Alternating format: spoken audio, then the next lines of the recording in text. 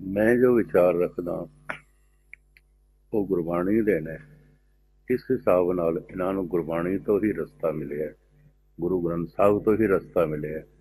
ਔਰ ਜੋ ਇਹਨਾਂ ਨੂੰ ਜੀਵਨ ਦਾਨ ਮਿਲਿਆ ਉਹ ਇਹਨਾਂ ਨੇ ਸਾਫ਼ ਕਹਿ ਦਿੱਤਾ ਹੈ ਕਿ ਮੈਨੂੰ ਗੁਰੂ ਗ੍ਰੰਥ ਸਾਹਿਬ ਤੋਂ ਹੀ ਜੋ ਹੈ ਮਿਲਿਆ। ਸਾਡੇ ਬੋਲਾਂ ਤੋਂ ਇਹਨਾਂ ਨੂੰ ਲਾਭ ਹੋਇਆ ਕਿ ਗੁਰੂ ਗ੍ਰੰਥ ਸਾਹਿਬ ਦੇ ਬੋਲਾਂ ਨਾਲ ਜੁੜ ਗਏ ਔਰ ਇਹਨਾਂ ਨੂੰ ਜੀਵਨ ਦਾਨ ਪ੍ਰਾਪਤ ਹੋਇਆ। ਮਨੁੱਖ ਦੀਆਂ ਕਾਮਨਾਵਾਂ ਵਿੱਚੋਂ ਸਭ ਤੋਂ ਪ੍ਰਬਲ ਕਾਮਨਾ ਹੈ ਜੀਵਨ ਦੀ। ਫਿਰ ਜੀਵਨ ਵਾਸਤੇ ਸਭ ਕੁਝ ਚਾਹੀਦਾ। ਉਹ ਇਹਨਾਂ ਦੀ ਇੱਛਾ ਇਸ ਦਰ ਤੇ ਆ ਕੇ ਪੂਰੀ ਹੋਈ ਹੈ ਔਰ ਇਸ ਤੋਂ ਕਰੀਬਨ ਸਾਰਾ ਜਗਤ ਪ੍ਰਭਾਵਿਤ ਹੈ, ਕਿਉਂਕਿ ਵਾਕਈ ਇਸ ਦਰ ਤੇ ਇਸ ਤਰ੍ਹਾਂ ਦੇ ਕ੍ਰਿਸ਼ਮੇ ਹੁੰਦੇ ਹੀ ਰਹਿੰਦੇ। अस्सलाम वालेकुम वीरो, की हाल चाल है वीरो। संत सिंह मस्कीन होनी ज्ञान का सागर है। संत सिंह मस्कीन होना नू वीरो पाकिस्तान दे मुसलमान हिंदू हर जगह ते उन्होंने बहुत ज़्यादा अकीदत दे नाल उन्हां दी कथा सुनी जाती है। वीरो इसका सबूत अज तुसीं देखोगे, बहुत इंपॉर्टेंट अज दी वीडियो है कि एक नास्तिक हिंदू जिहड़ा रब ते यकीन नहीं सी रखदा, ਜਦੋਂ ਉਹਨੂੰ ਕੈਂਸਰ ਹੋ ਗਿਆ, ਮਰਨ ਵਾਲਾ ਹੋ ਗਿਆ, ਤੇ ਫਿਰ ਸੰਤ ਸਿੰਘ ਮਸਕੀਨ ਦੀ ਕਥਾ ਨੇ ਉਹਨੂੰ ਬਚਾਇਆ। ਵੀਰੋ ਇਹ ਕੋਈ ਵਾਕਿਆ ਨਹੀਂ ਮੈਂ ਤੁਹਾਨੂੰ ਦੱਸ ਰਿਹਾ, ਉਹ ਹਿੰਦੂ ਦਾ ਇੰਟਰਵਿਊ ਹੈ। ਸੰਤ ਸਿੰਘ ਮਸਕੀਨ ਨਾਲ ਬੈਠ ਕੇ ਉਹ ਖੁਦ ਇੰਟਰਵਿਊ ਦੇ ਰਿਹਾ ਵਾ, ਦੱਸ ਰਿਹਾ ਵਾ ਕਿ ਉਹਨਾਂ ਦੀ ਕਥਾ ਨੇ ਕਿਸ ਤਰ੍ਹਾਂ ਇਸ ਹਿੰਦੂ ਦੀ ਜਾਨ ਬਚਾਈ। ਵੀਰੋ रो रो के वो पूरी तफसील दस रहा है। वीरो चल के वीडियो देखने दस बारे जानने नहीं मानता था और मैं पक्का नास्तिक था, लेकिन कुछ ऐसी शख्सियत मेरी ज़िंदगी से जुड़ गई जो रूबरू ना होकर भी रूबरू रहती हैं। और ऐसी एक शख्सियत हमारे पंथ रत्न ज्ञानी संत मस्कीन जी हैं, जिनके प्रवचन हम ECT पंजाबी चैनल पर पेशेंट थे तब भी लेटे लेटे सुना करते थे। और इसकी प्रेरणा मुझे दो शख्सियतें इससे मिली कि एक तो है मेरी खुद की साली जो जिसका नाम कुंती है, और वो छोटी बच्ची थी तब से गुरु को प्यार करती है, कीर्तन भी अच्छा करती है, गाती भी अच्छा है। और मेरी शादी हुई है ये सिंधी परिवार से, तो वो हमेशा सिंधी गुरु नानक को बहुत मानते हैं। तो पहले मुझे एहसास इन्होंने कराया, मस्कीन जी के प्रवचन ने। फिर केसर सिंह साहब तो वैसे कई सालों से मेरे परिचय में रहे हैं, हालांकि ये इतने विद्वान, इतने पढ़े लिखे नहीं है, लेकिन उनके पर गुरु कृपा बहुत है। और उन्होंने मुझे जब खालसा के 300 साल हुए थे अप्रैल 99 में, उस वक्त मुझे ये ख्याल आया कि मैं खालसा के बारे में लिखूं। तो उनसे मैंने बहुत सारी चीज़ें जब पढ़ी, उन्होंने किताबें भेजी, पहली बार मुझे ज़िंदगी में ये एहसास हुआ कि अब तक मैं नास्तिक रहा, इसकी वजह से भटकता भी रहा, कहीं दिशा नहीं मिल रही थी। और एक बार मैंने आइंस्टाइन का एक वाक्य पढ़ लिया, तब मैं अमेरिका में था, नासा की मुलाकात उस वक्त मैं ले रहा था। तो आइंस्टाइन ने भी कहा है, द मोर आई, मैं इनका हिंदी बताऊंगा फिर, the more I resolve the mysteries of universe, the more I am convinced about the existence of God. यानी कि जैसे जैसे मैं इस ब्रह्मांड के रहस्यों को उजागर करता जाता हूँ, मेरा विश्वास ईश्वर में दृढ़ होता जाता है। और उन्होंने ये भी लिखा है कि विज्ञान की सीमाएं तो बहुत सीमित हैं।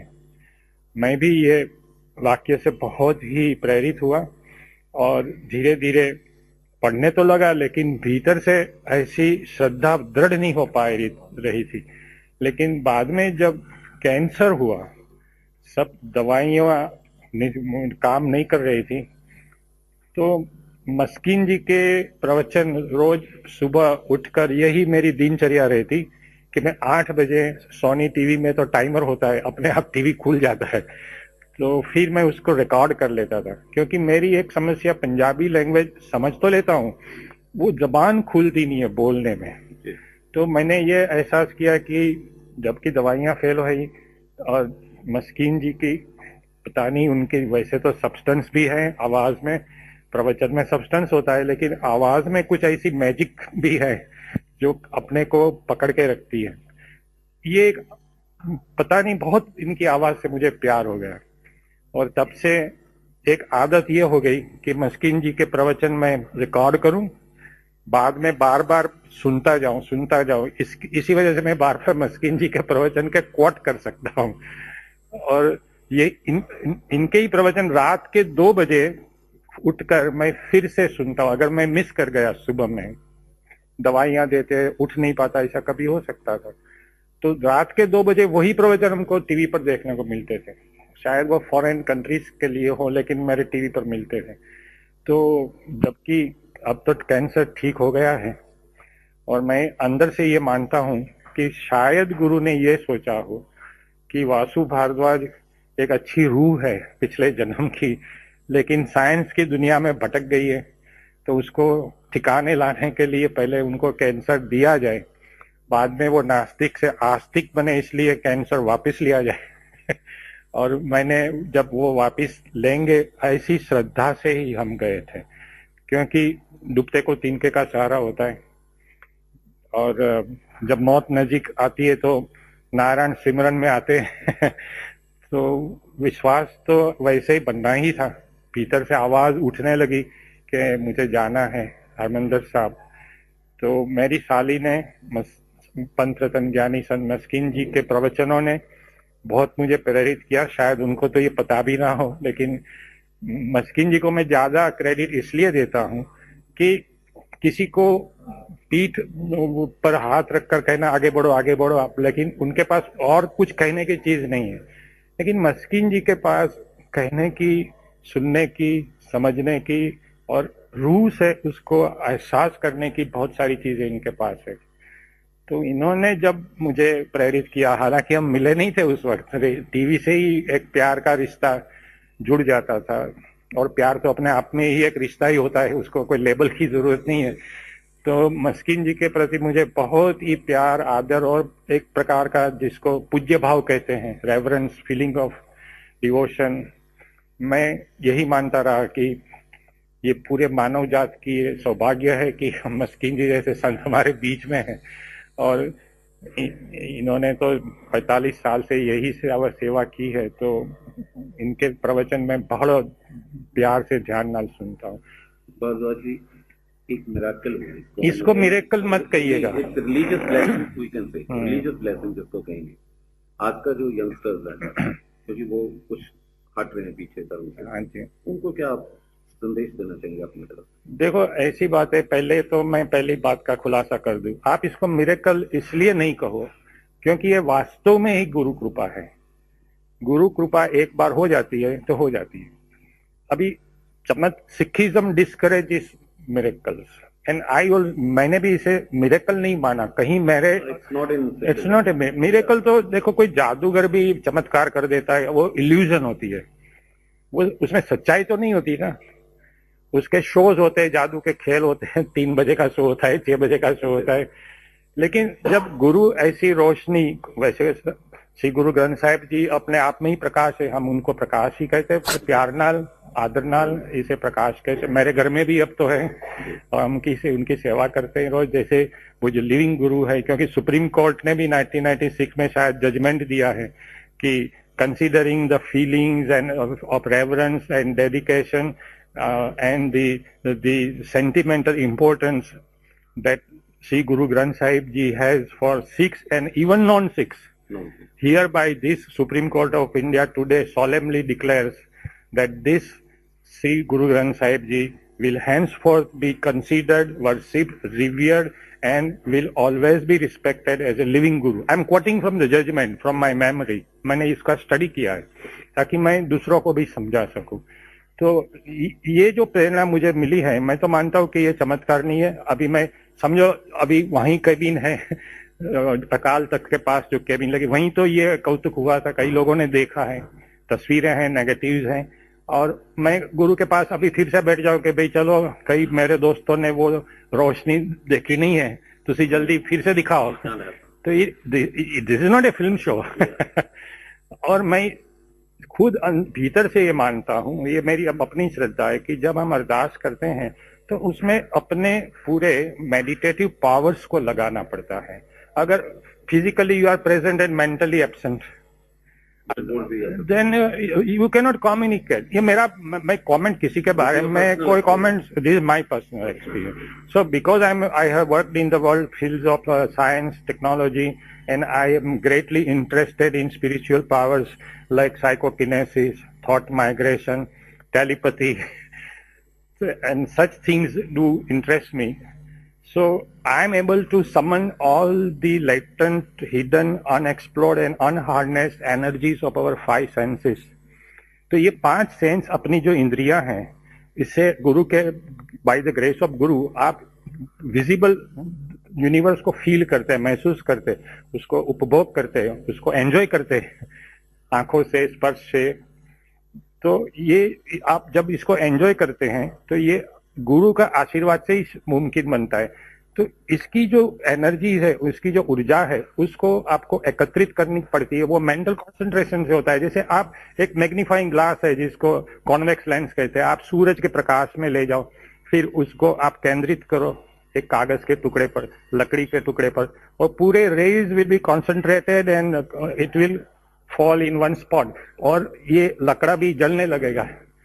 Like that, first of all meditation के लिए दिमाग में से जो नेगेटिव थॉट्स हैं पहले उसको खाली करो।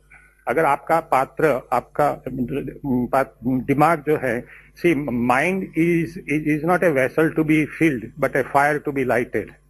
ये प्लूटार्क ने कहा है, mind is not a vessel to be filled with material things but it's a fire to be lighted. दिमाग में जो अपनी सोच का शब्द, इसीलिए शब्द को एनर्जी है, ये इसमें से ऊर्जा निकलती है।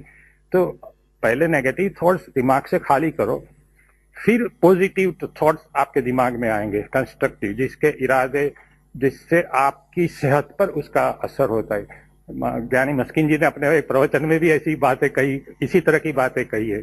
तो आई बिलीव दैट बिकॉज मैं कंसंट्रेशन कर पाया, मेरी धर्मपत्नी को भी कहा कि मेरे से बात नहीं करो, because I should not be disturb, क्योंकि अगर डिस्टर्बेंस हो गया तो वो मेडिटेशन, वो जो कांटेक्ट बन रहा है गुरु से, वो टूट जाएगा ना, isn't it? ये तो ऊर्जा जा रही है, spiritual come. This my personal experience, मैं किसी को एडवाइस नहीं दे रहा हूँ, किसी के क्रिटिसाइज नहीं कर रहा हूँ, मैं अपना एक्सपीरियंस बता रहा हूँ। तो मैंने इसी तरह कम्युनिकेशन किया था, और I told my daughter also not to disturb me, then this kind of communication was possible. तो मेडिटेशन के लिए, गुरु तक पहुंचने के लिए, अरदास गुरु तक पहुंचाने के लिए, you should have that kind of concentration, and the underlying principle of this process, this is a scientific process. The meditation is the scientific process whereby you summon all these energies and concentrate.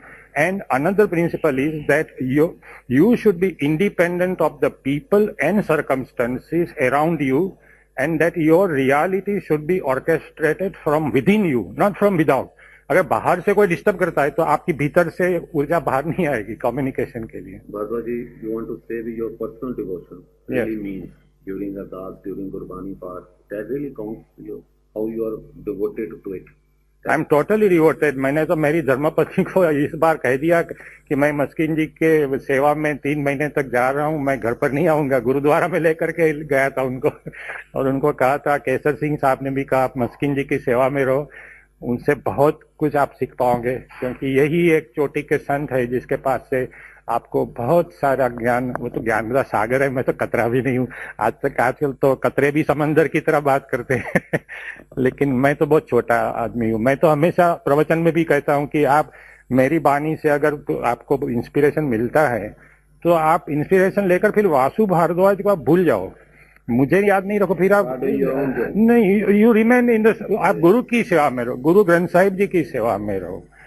तो Germany से कुछ team आई थी, उनको भी मैंने यही सलाह दी थी कि आप अगर डॉक्यूमेंट्री बनाने जा रहे हैं, मेरी 2 शर्त थी।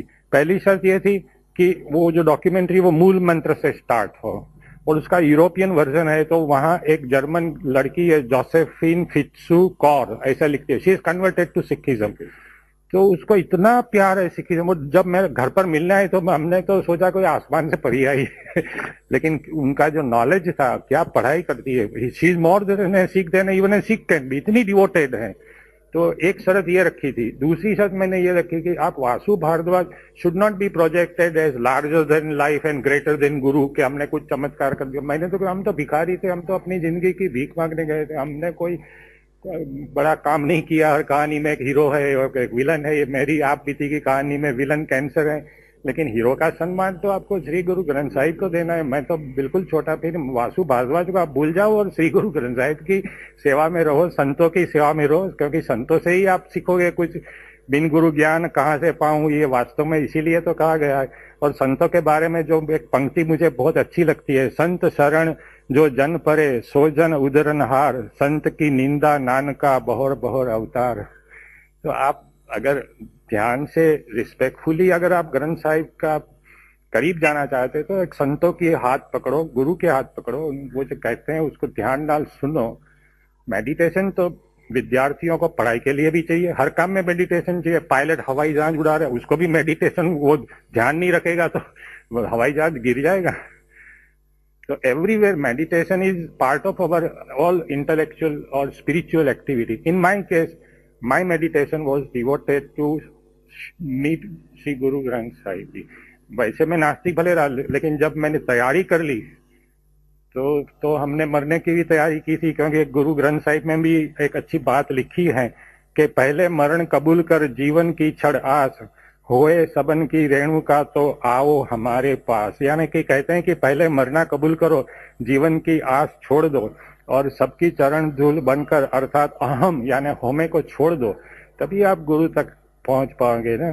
तो एक तो इससे फायदा ये होता है, एक तो आप 5 विकार से मुक्ति होती है, होमे से मुक्ति होती है, ये मैंने खुद अनुभव किया।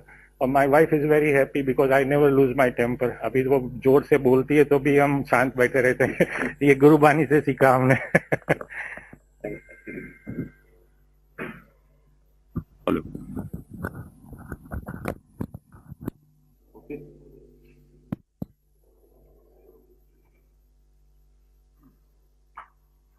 ਮਸਕੀਨ ਸਾਹਿਬ ਭਾਰਦਵਾਜ ਜੀ ਨੇ ਜਿੰਨੀਆਂ ਵੀ ਗੱਲਾਂ ਕੀਤੀਆਂ, ਹਰ ਗੱਲ ਦੇ ਵਿੱਚ ਇਹ ਗੱਲ ਨਜ਼ਰ ਆ ਰਹੀ ਹੈ ਵੀ ਇੱਕ ਰਾਹ ਜਿਹੜਾ ਕਿ ਤੁਹਾਡੇ ਵੱਲੋਂ ਜਿਹੜੇ ਪ੍ਰਵਚਨ ਕੀਤੇ ਜਾਂਦੇ ਹਨ, ਗੁਰਬਾਣੀ ਵਿਚਾਰਾਂ ਕੀਤੀਆਂ ਜਾਂਦੀਆਂ, ਉਹਨਾਂ ਚੋਂ ਇੱਕ ਇਹਨਾਂ ਨੂੰ ਰਾਹ ਮਿਲਿਆ।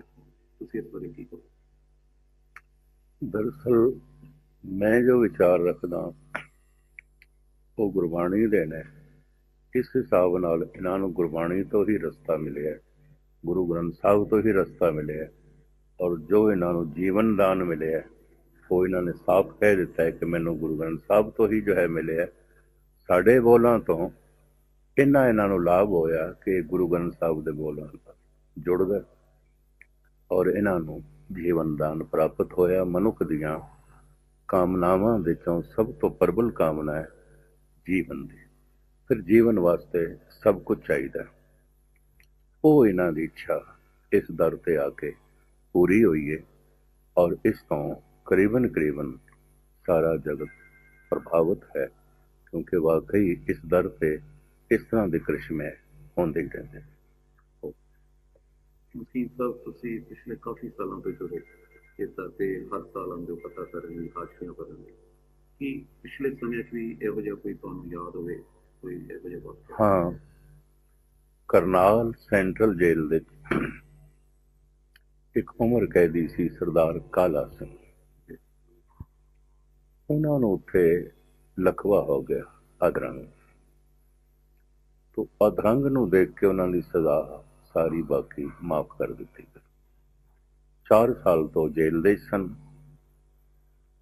ਉਹਨਾਂ ਨੂੰ ਬਾਹਰ ਕੱਢ ਦਿੱਤਾ ਗਿਆ। 4 ਸਾਲ ਵਿੱਚ ਉਹਨਾਂ ਨੂੰ ਕੁਝ ਮੁਆਵਜ਼ਾ ਜੋ ਅੰਦਰ ਮਜ਼ਦੂਰੀ ਕਰਦੇ ਸਨ ਉਹ ਪੈਸੇ ਵੀ ਉਹਨਾਂ ਦੇ ਜੇਬ ਵਿੱਚ ਪਾ ਦਿੱਤੇ ਗਏ ਔਰ ਪੁੱਛਿਆ ਗਿਆ ਤੁਹਾਨੂੰ ਕਿੱਥੇ ਪਹੁੰਚਾਈਏ, ਕਿਉਂਕਿ ਅਧਰੰਗ ਸੀ। ਉਸਨੇ ਮੰਗ ਕੀਤੀ ਮੈਨੂੰ ਫਲਾਈਂਗ ਮੇਲ ਦੇ ਰੇਲ ਵਿੱਚ ਬਿਠਾ ਦਿਓ, ਮੈਂ ਅੰਮ੍ਰਿਤਸਰ ਜਾਣਾ। ਅੰਮ੍ਰਿਤਸਰ ਆ ਕੇ ਕੁੱਲੀ ਦੇ ਰਾਹੀਂ ਰਕਸ਼ੇ 'ਚ ਬੈਠੇ ਨੇ। 2 ਰਕਸ਼ੇ ਵਾਲਿਆਂ ਨੇ ਉਹਨਾਂ ਨੂੰ ਦੁੱਖ ਭੰਜਨੀ ਬੇਰ ਤੱਕ ਪਹੁੰਚਾਇਆ। ਉੱਥੇ ਇਸਨੇ ਆਪਣੇ ਮਨ ਵਿੱਚ ਜਪਜੀ ਸਾਹਿਬ ਦਾ ਪਾਠ ਕੀਤਾ। ਤਿਵੇਂ ਜਿਵੇਂ ਕਸ਼ੀਸ਼ੀਆਂ ਮਾਰਨੀਆਂ ਹੁੰਦੀਆਂ ਨੇ, ਇਸ ਤਰ੍ਹਾਂ ਉਹ ਜੋ ਹੈ ਦੁਖਮੰਨੀ ਬੇਰ ਸਰੋਵਰ ਵਿੱਚ ਜੋ ਹੈ ਡਿੱਗ ਪਿਆ। ਆਪਣੀ ਤਰਫੋਂ ਭਾਵੇਂ ਖੁਦਕਸ਼ੀ ਸਮਝ ਲਓ, ਭਾਵੇਂ ਇਸ਼ਨਾਨ। ਉਹ ਬਿਲਕੁਲ ਰੂਬਰੂ ਸਿਹਤ ਹੋ ਕੇ ਨਿਕਲਿਆ। ਉਸ ਨੂੰ ਸਰਦਾਰ ਗੁਰਬਚਨ ਸਿੰਘ ਜੀ ਟੋੜਾ ਨੇ ਕਈ ਦਫਾ ਕਈ ਸਟੇਜਾਂ ਤੇ ਪੇਸ਼ ਕੀਤਾ। ਇਹ ਕਾਫੀ ਪੁਰਾਣੀ ਗੱਲ ਹੈ, ਕਿਉਂਕਿ ਮੈਨੂੰ ਸੰਨ ਯਾਦ ਨਹੀਂ। ਇਹ ਕਰਿਸ਼ਮਾ ਅਜੀਬੋ ਗਰੀਬ ਹੋਇਆ ਸੀ।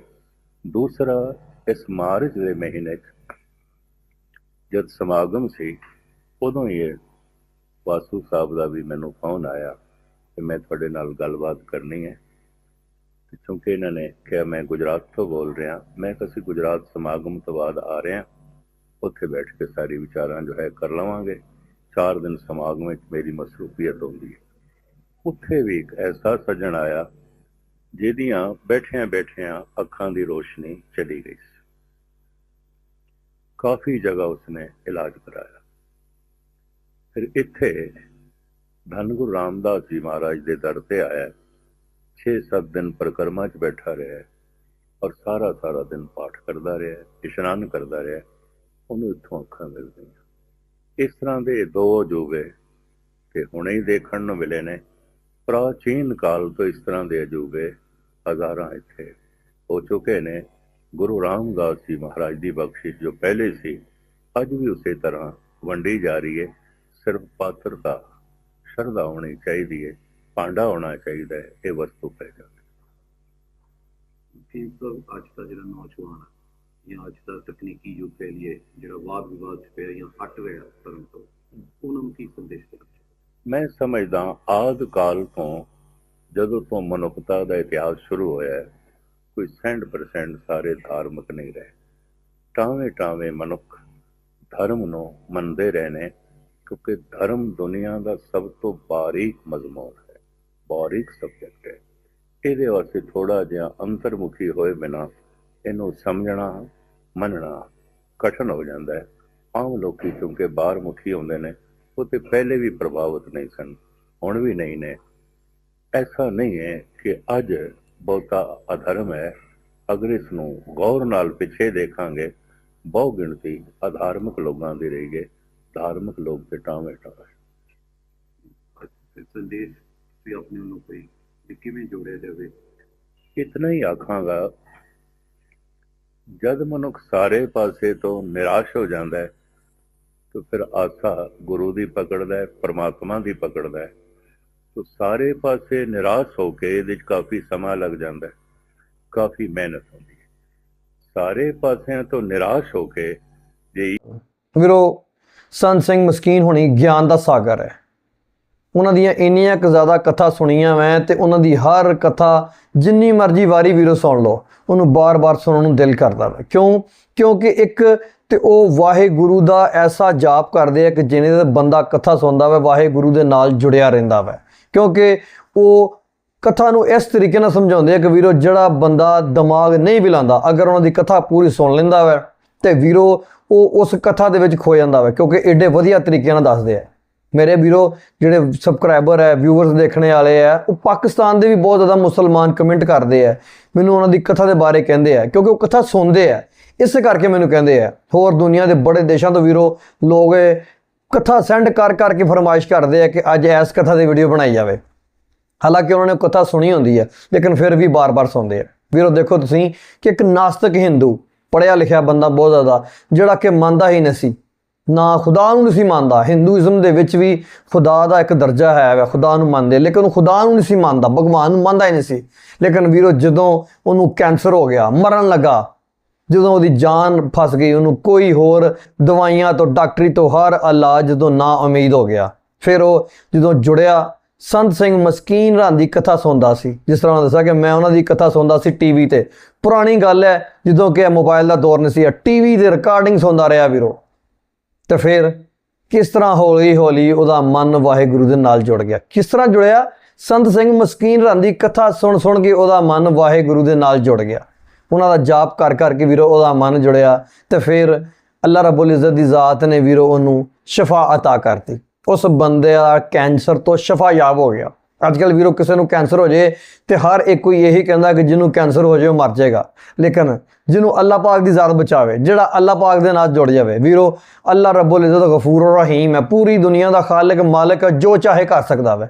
ਇਹ ਤੁਹਾਡੇ ਸਾਹਮਣੇ ਹੈ ਉਸ ਦੀ ਨਿਸ਼ਾਨੀ, ਉਸ ਦਾ ਸਬੂਤ ਕਿ ਇੱਕ ਹਿੰਦੂ ਜਦੋਂ ਸੰਤ ਮਸਕੀਨ ਰਾਂ ਨੇ ਜੋੜਿਆ, ਉਹਨੂੰ ਤਰੀਕਾ ਦੱਸਿਆ ਵਾਹਿਗੁਰੂ ਦੇ ਨਾਲ ਜੁੜਨ ਦਾ, ਤੇ ਵੀਰੋ ਜੁੜ ਗਿਆ, ਉਹਦੀ ਜ਼ਿੰਦਗੀ ਬਦਲ ਗਈ, ਉਹਦੀ ਕਾਇਆ ਪਲਟ ਗਈ। ਕਿਸ ਤਰ੍ਹਾਂ ਵੀਰੋ ਉਹ ਅੱਜ ਆਪਣਾ ਪੂਰੀ ਤਫਸੀਲ ਦੱਸ ਰਿਹਾ। ਵੀਰੋ ਇਹ ਮੂੰਹ ਬੋਲਦਾ ਸਬੂਤ ਹੈ।